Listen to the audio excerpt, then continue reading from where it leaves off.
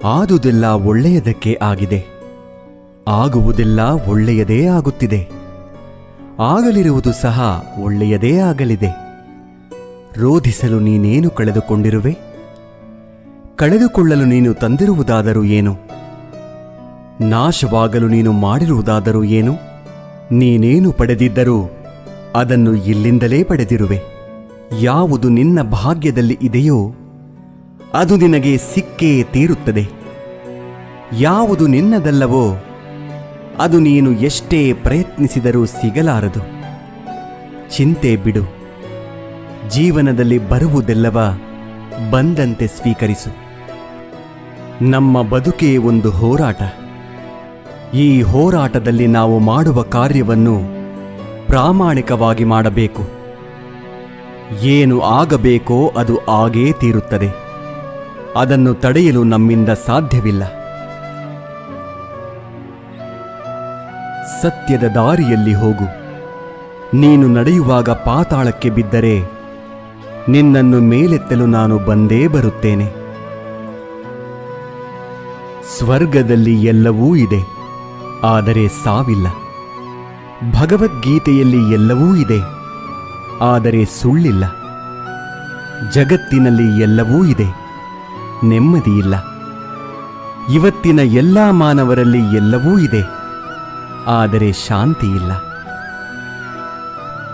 ಮನಸ್ಸಿಗೆ ಮದವೇರಿದಾಗ ಸ್ಮಶಾನದಲ್ಲಿ ತಿರುಗಾಡಿ ಬರಬೇಕಂತೆ. ಏಕೆಂದರೆ ಅಲ್ಲಿ ನಾನು ನನ್ನಿಂದಲೇ ಎಂದು ಹೇಳಿದ ಎಷ್ಟು ಜನ ಮಣ್ಣಾಗಿರುವವರು ಕಾಣಸಿಗುತ್ತಾರೆ. ಭಗವಂತ ತಡ ಮಾಡಿದರೂ ನ್ಯಾಯ ಮಾಡುತ್ತಾನೆ, ಆದರೆ ಅನ್ಯಾಯ ಮಾಡುವುದಿಲ್ಲ. ತಡ ಆಗುವುದರ ಹಿಂದೆ ಅದ್ಭುತಗಳು ನಡೆಯುತ್ತವೆ, ಕಾದು ನೋಡಬೇಕಷ್ಟೇ.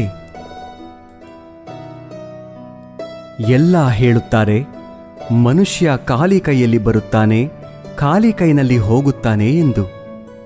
ಆದರೆ ಮನುಷ್ಯ ಬರುವಾಗ ಭಾಗ್ಯದ ಜೊತೆ ಬರುತ್ತಾನೆ, ಹೋಗುವಾಗ ಕರ್ಮದ ಫಲ ಕೊಂಡು ಹೋಗುತ್ತಾನೆ. ಬದುಕುವುದಕ್ಕಾಗಿ ದುಡಿಯುವುದು ಅನಿವಾರ್ಯ. ಹಾಗೆಂದು ಫಲದ ಮೇಲೆ ಕಣ್ಣಿಟ್ಟು ಕೆಲಸ ಮಾಡಿದರೆ ನಿರಾಸೆ ಹೆಚ್ಚು. ಕೆಲಸವನ್ನು ಶ್ರದ್ಧೆಯಿಂದ ಪ್ರೀತಿಯಿಂದ ಮಾಡಿದರೆ ಫಲ ಇಂದಲ್ಲ ನಾಳೆ ದೊರಕಿಯೇ ದೊರಕುತ್ತದೆ.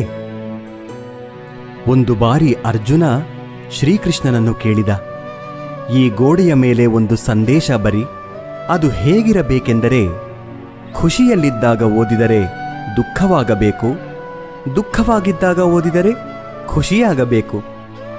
ಕೃಷ್ಣನು ಬರೆದ, ಈ ಸಮಯ ಕಳೆದು ಹೋಗುತ್ತದೆ. ಅಕ್ಕಿ ಅನ್ನಕ್ಕೆ ಕೇಳಿತು, ನೀನು ನಾನೇ ಆಗಿದ್ದೆ, ಆದರೆ ಅದು ಹೇಗೆ ಅನ್ನವಾದೆ ಎಂದು. ಅನ್ನ ಸುಂದರವಾಗಿ ಉತ್ತರಿಸಿತು, ನೀರು ಮತ್ತು ಬೆಂಕಿಗಳ ಸಂಪರ್ಕಕ್ಕೆ ಒಳಗಾದೆ, ಅವುಗಳ ಸಂಸ್ಕಾರದಿಂದ ಮೃದುವಾದೆ, ಮಧುರವಾದೆ. ಅಕ್ಕಿ ಎನ್ನುವ ಭಾವ ಕಳೆದುಕೊಂಡೆ, ಅನ್ನ ಎನ್ನುವ ಅನುಭವ ಪಡೆದುಕೊಂಡೆ. ಅದೇ ರೀತಿ ಸಜ್ಜನರ ಸಂಗದಿಂದ ನಮ್ಮಲ್ಲಿರುವ ಅಜ್ಞಾನ, ದುರಿತ, ದುಮ್ಮಾನಗಳ ಭಾವ, ಕಾಠಿಣ್ಯತೆ ತೊಲಗಿ ಪುಣ್ಯ, ಜ್ಞಾನ, ಮೋಕ್ಷಗಳೆಂಬ ಮೃದುತ್ವದ ಅನುಭವ ದೊರೆಯುತ್ತದೆ. ಚಿಂತಿಸಲು ನೀನೇನು ಕಳೆದುಕೊಂಡಿರುವೆ? ನಿಶ್ಚಿಂತೆಯಿಂದಿರಲು ನೀನೇನು ಪಡೆದುಕೊಂಡಿರುವೆ? 3 ದಿನದ ಈ ನಾಟಕದಲ್ಲಿ ಕಳೆದುಕೊಳ್ಳಬೇಕಾಗಿರುವುದು ಕರ್ಮ ಒಂದೇ, ಪಡೆಯಬೇಕಾಗಿರುವುದು ಪುಣ್ಯ ಒಂದೇ. ದೊಡ್ಡ ಮನುಷ್ಯನಾಗುವುದು ಒಳ್ಳೆಯದು, ಆದರೆ ಒಳ್ಳೆಯ ಮನುಷ್ಯನಾಗುವುದು ದೊಡ್ಡ ವಿಷಯ. ದುಃಖದ ಬಗ್ಗೆ ಚಿಂತಿಸತೊಡಗಿದರೆ ಸದಾ ದುಃಖಿಯಾಗಿಯೇ ಉಳಿಯುತ್ತೀಯ. ಸದಾ ಸುಖ ಸಂತೋಷಗಳನ್ನು ಧ್ಯಾನಿಸುತ್ತಿದ್ದರೆ ಮುಂದೆ ಸುಖಿಯಾಗುತ್ತೀಯ. ಏಕೆಂದರೆ ಮನಸ್ಸು ಯಾವುದರ ಬಗ್ಗೆ ಹೆಚ್ಚಾಗಿ ಧ್ಯಾನಗೊಳ್ಳುವುದೋ ಅದೇ ಸಕ್ರಿಯವಾಗುವುದು. ಪರಮಾತ್ಮನಲ್ಲಿ ಏನನ್ನಾದರೂ ಬೇಡುವುದಾದರೆ ಪರಮಾತ್ಮನನ್ನೇ ಬೇಡು. ಪರಮಾತ್ಮ ನಿನ್ನವನಾದರೆ ಸರ್ವಸ್ವವೂ ನಿನ್ನದೇ.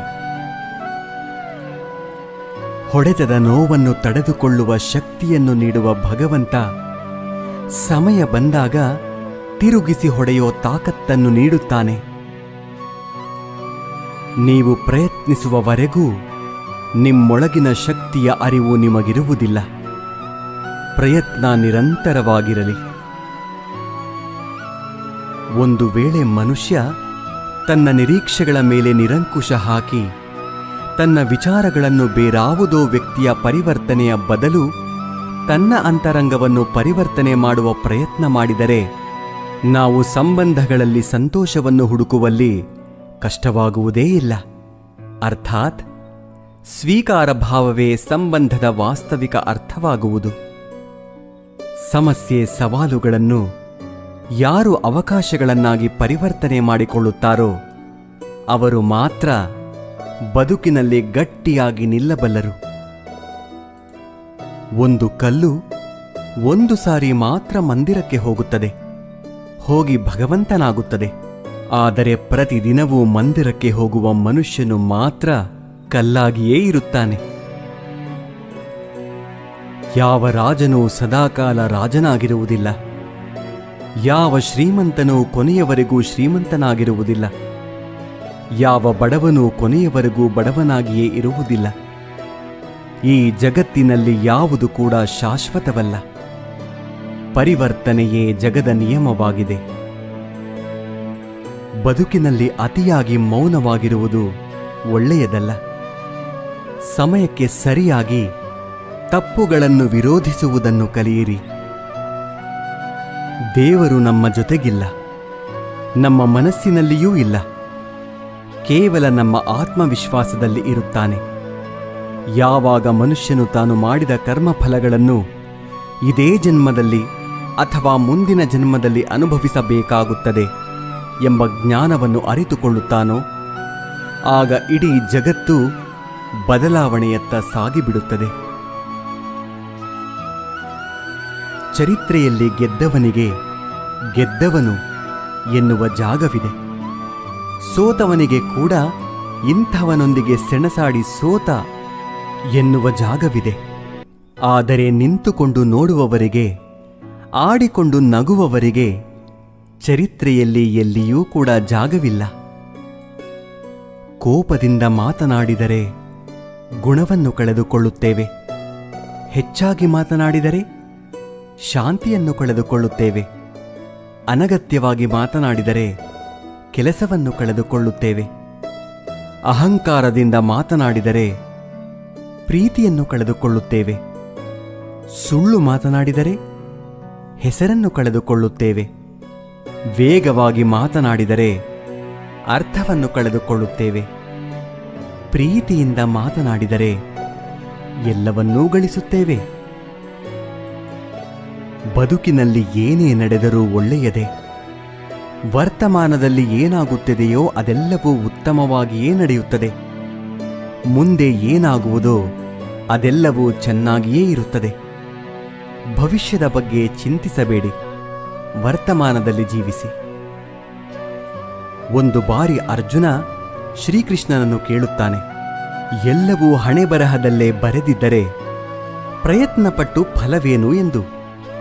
ಆವಾಗ ಶ್ರೀಕೃಷ್ಣನು ಉತ್ತರಿಸುತ್ತಾನೆ, ಯಾರಿಗೆ ಗೊತ್ತು, ಪ್ರಯತ್ನಪಟ್ಟರೆ ಸಿಗುತ್ತದೆ ಎಂದು ಹಣೆಬರಹದಲ್ಲಿ ಬರೆದಿದ್ದರೆ ಪ್ರಯತ್ನಂ ಸರ್ವಸಿದ್ಧಿ ಸಾಧನಂ. ಒಮ್ಮೆ ನಾರದರು ಶ್ರೀಕೃಷ್ಣನನ್ನು ಕೇಳಿದರಂತೆ, ಈ ಪ್ರಪಂಚದಲ್ಲಿ ಎಲ್ಲರೂ ದುಃಖಿಗಳಾಗಿದ್ದಾರೆ ಏಕೆ ಎಂದು. ಆಗ ಶ್ರೀಕೃಷ್ಣನು ಮುಗುಳ್ನಗುತ್ತಾ ಹೇಳಿದನಂತೆ, ಸುಖ ಎಲ್ಲರ ಬಳಿಯೂ ಇದೆ, ಆದರೆ ಎಲ್ಲರೂ ಇನ್ನೊಬ್ಬರ ಸಂತೋಷದಿಂದ ದುಃಖಿಗಳಾಗಿದ್ದಾರೆ ಅಷ್ಟೇ. ನೆಮ್ಮದಿ ಯಾವುದೇ ವಸ್ತು ಹಣದಲ್ಲಿ ಇರುವುದಿಲ್ಲ, ನಮ್ಮ ಆಲೋಚನೆ ಮತ್ತು ಮನಸ್ಸಿನಲ್ಲಿ ಇರುತ್ತದೆ. ಕಷ್ಟಪಡದೆ ಸಿಕ್ಕ ಫಲ ಎಂದಿಗೂ ಸುಖವನ್ನು ಕೊಡುವುದಿಲ್ಲ. ಸುಖವನ್ನು ಕಷ್ಟಪಡುವುದರಲ್ಲಿ ಹುಡುಕಿ. ಸ್ನಾನ ದೇಹವನ್ನು, ಧ್ಯಾನ ಮನಸ್ಸನ್ನು, ದಾನ ಧನವನ್ನು, ಯೋಗ ಜೀವನವನ್ನು, ಪ್ರಾರ್ಥನೆ ಆತ್ಮವನ್ನು, ವ್ರತ ಆರೋಗ್ಯವನ್ನು, ಕ್ಷಮೆ ಸಂಬಂಧಗಳನ್ನು, ಪರೋಪಕಾರ ಅದೃಷ್ಟವನ್ನು ಪವಿತ್ರಗೊಳಿಸುತ್ತದೆ. ಕೇವಲ ದೇವರನ್ನು ಪೂಜಿಸುವುದರಿಂದ ಪುಣ್ಯ ಬರುವುದಿಲ್ಲ. ಉತ್ತಮ ಬುದ್ಧಿ, ಉತ್ತಮ ಯೋಚನೆ, ಉತ್ತಮ ಕೆಲಸ, ಉತ್ತಮ ಮಾತು, ಉತ್ತಮ ವರ್ತನೆ, ಕರುಣೆ, ಅಹಿಂಸೆಯಿಂದ ಪುಣ್ಯ ಸಿಗುತ್ತದೆ. ಮುಂಬರುವ ಜನ್ಮಕ್ಕೆ ಈ ಜನ್ಮವೇ ಬುನಾದಿಯಾಗಿರುವುದು ನಿಜ. Thank you for watching this video. ಜೈ ಹಿಂದ್.